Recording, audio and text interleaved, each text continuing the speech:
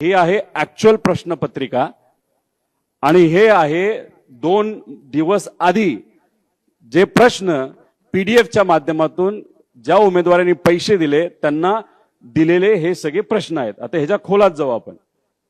आता हे आहे 22 मार्चचे प्रश्न जे आपल्याला एमपीएससीच्या पेपरमध्ये आपल्याला दिसतात।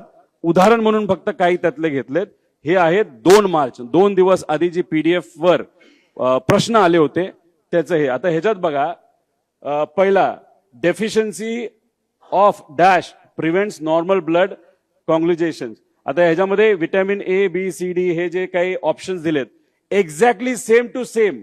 म्हणजे ह्याच्यात विटॅमिन ए पहिल्या क्रमांकावर तिथं ऑप्शन आहे 2 3 4 एक्झॅक्टली सेम आलेलं तुम्ही बघितलं। तर chemical shift is measured in हे जे काय H2 असेल पीपीएम असेल हे असेल एक्झॅक्टली तुम्ही बघितलं असेल तर सेम तिथं आलेलं आहे, सेम टू सेम। आणि हे किती 100 पैकी 90 प्रश्न हे मॅच एक्झॅक्टली त्या ठिकाणी होतात। म्हणजे 90% प्रश्न त्या उमेदवारांना पैसे दिल्यामुळे त्या ठिकाणी तिथं दिले गेले।